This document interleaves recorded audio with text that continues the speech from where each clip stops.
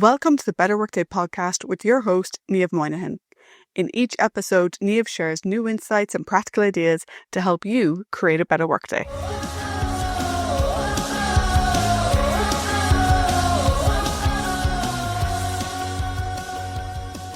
Hello, and welcome back to the Better Workday Podcast. How are you doing? In this week's episode, I want to talk about meetings at work and, more importantly, what makes a meeting meaningful. I have to start with a confession. I actually really like meetings. When they're done well, they can help everyone move forward, which is really important. But for me, what's even better than that is it just feels good to make progress with other people. You know, like when you're all together and you're trying to figure something out and it just works and everyone leaves that room, whether it's physical or virtual, and you just feel good.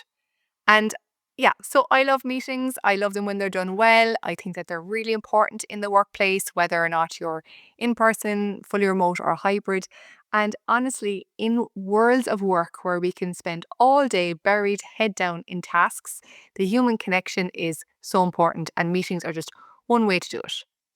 But of course, the one thing I don't miss about working in a large company is the volume of meetings that just shouldn't have happened. You know, you hear the thing, it should have been an email, and I couldn't agree with that more. When I speak to people week after week, whether it's big workshops or small webinars, one of the biggest complaints I hear is meetings that are wasting time. And again, I'm just going to say it. I was one of the people that scheduled bad meetings. I'm not going to lie. There was times when I'd schedule a meeting because my manager asked me to get something sorted. So I shoved it into the first available slot that I could. And then I hoped and prayed that nobody could attend because I hadn't time to prepare for it. And now I know I am not the only one who has been in that situation. I'm just calling it out. But if I had, the ability or the confidence to push back and say no, I probably would have saved everyone their time, their half an hour or their hour, and I would have eventually rescheduled that meeting and had a much better session. So I recently did a YouTube video on my step-by-step for my Better Meetings framework, and I will link that in the show notes. Today, I kind of want to more talk about what I feel are the key elements to a meaningful meeting. And for me, it's really, really simple. It's understanding, progress, and trust. So I'm going to break those down for you a little bit today. And again, you can link through the show notes to the step-by-step video if you want more tactical details. So first of all, understanding. Like when it comes to meetings, just letting people know, why are they there? Have you ever gone to a meeting and you're going, I don't know why I'm here. I don't know why I'm here. I was just invited and my manager said I should attend, so here I am. And when we start like that, well, it's never good, is it? Because if you don't know why you're there, you don't know what you're expected to contribute or what role you're supposed to play. And now everyone is kind of at a disadvantage. So really, if you're a meeting organizer, getting specific on what you want different attendees to contribute is really, really good. And then if you're an attendee, don't be afraid to ask, what would you like me to contribute to this meeting? Or what are you expecting me to learn or to bring to this meeting? Just ask the question. And then throughout the meeting, honestly, it's understanding what other people are saying. I know that sounds really, really simple, but often I feel we cram the agendas so tight that people almost rattle off their part of the meeting and there's no pause, there's no space for people to double check and make sure everyone in the room, physical or virtual, understands what's being said or what's being asked. And if we don't create space for that understanding in the meeting, then confusion is sure to follow. And here we've got the email threads to back and forth, the tasks that aren't done. You know how it goes. So I do think that understanding throughout the meeting and creating that space is so important. I know that speedy meetings are really popular, and I love the idea of finishing a meeting 5 to 10 minutes early so people can take a short break. But I also think that sometimes we make the meetings too short. We try to be too efficient with our time, but we're not being effective in the meeting. Okay, so think about that. And then, of course, when it comes to the end of the meeting, does everyone understand what the next steps are? And are there any unresolved questions? Are there any questions that, someone said, I'll get back to that in a minute, and you never came back around?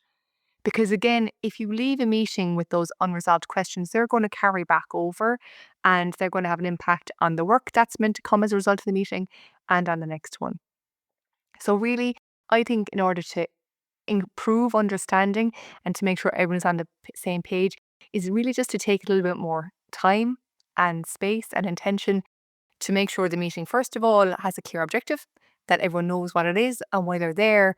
And then throughout the meeting, to make sure we have the space to listen and understand and not just talk and share information, because they're not the same thing.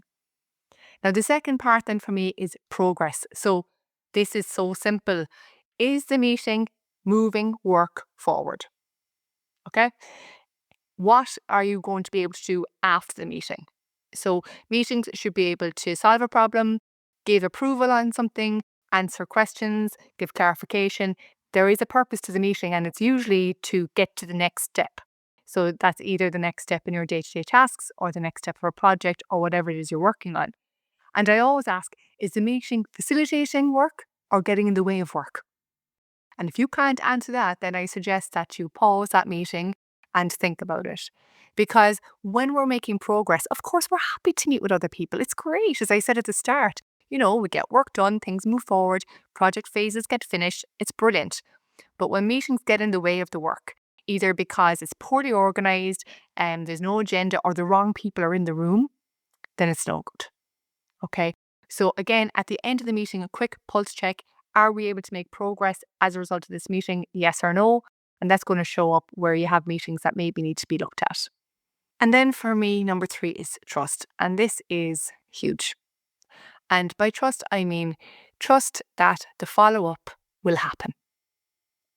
Again, I am talking about things that are really simple and I know they're obvious, but so often they get lost.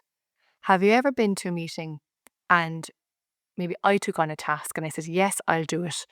And you left going, I'm not sure is she going to do it. I think I'm going to have to follow up and keep on her back to make sure that gets done. And maybe the doubt is there because maybe I don't really understand what I'm being asked to do. Maybe I said I didn't have capacity and I was convinced to say yes to doing the work anyway. Or maybe there's just a poor track record in terms of delivery by my team. Whatever reason it is, when there's a lack of trust in follow through, then the post-meeting experience isn't going to be great. And even during the meeting, it's going to be all a little bit skeptical, which doesn't create a great culture. And it's the same if you're a manager. If you say you'll do something and your team member doesn't believe you're going to do it because you haven't followed up in the past or you haven't followed through on what you said you would, it's a waste of time because they're not going to believe you. And if you don't deliver, the trust is going to be eroded even more. And in order for that trust to be developed and to be sustained, I really think, going back to more recent episodes of the podcast, expectations should be managed. People should be able to push back and say no to taking on a task if they can't deliver on it. And we should stop, wedging work onto people. And again, the understanding piece, if we take the space to fully understand what's being asked and accept what we're being asked to do, I think that really builds trust. And a part of the trust piece as well, I think, is setting up the expectation for the next step. So, for example, I will take on the task and then me finishing that sentence by saying, and I'll give you an update by Wednesday of next week, and then holding to that. So sometimes trust needs a little bit of a support, and that support is letting everyone know when the follow-up is going to happen by. And I know, again, these are small things, but isn't it great though that small things can make a big difference? And usually these actions or these follow-ups are discussed at the end. And so I always say a meeting is only as good as its ending. Like, have you ever been in a meeting and it's gone really, really well? And then it comes to, okay, so who's going to do this work? And it's like tumbleweed, like no one is talking because no one wants to put their hand up. So again, go back to the very start, what I said in terms of understanding why people are there and what's expected of them. If you clarify that in the beginning, then it results in a better ending of the meeting. Okay. And when it comes to meaningful meetings, I always say this is the same, by the way, as if I'm speaking on stage, if I'm delivering a workshop to 60 people, to 10 people, to 5 people. If everyone wants it to go well, it usually goes well. It might not be easy, but it goes well. And what I mean by that is, if I'm sure you've had these meetings where everyone goes into the room, again, physical or online, and says, okay, lads, we're going to do this. Everyone has the right energy brought into the room. They want to be successful. They're paying attention. They have their cup of tea or coffee or their glass of water, and they're like, we're going to do this. And you might hit roadblocks. You might hit challenges. There might be some tricky things to deal with, but you all want it to go well. And then the opposite is also true. Everyone just slugs onto the meeting and they're half wishing they didn't have to be there. The energy is on the floor. Well, then the meeting is going to end up on the floor, right? So if there's one thing you can do differently after today, after listening to this episode, maybe it's looking at how you show up to the meeting. So are you going to be the one to bring the energy, bring the motivation, bring the positivity, or are you going to be the one to bring it down to the floor? I'm sure you're going to be the former because you're listening to this podcast, and like me, you love to create a better workday. So look, that's it. That's a quick roundup on my thoughts on what makes a meeting meaningful. I would love to hear your thoughts. If any of this resonates with you, if you agree with anything, if you'd like to add anything. Again, if you want that step by step, check out the link in the show notes. And until next time, stay well and have a better workday. Thank you for tuning in. We hope you enjoyed this episode. The Better Workday podcast is about helping you have a better workday. So we'd love to hear your thoughts and questions. You can find our social media details as well as any references from this episode in the show notes.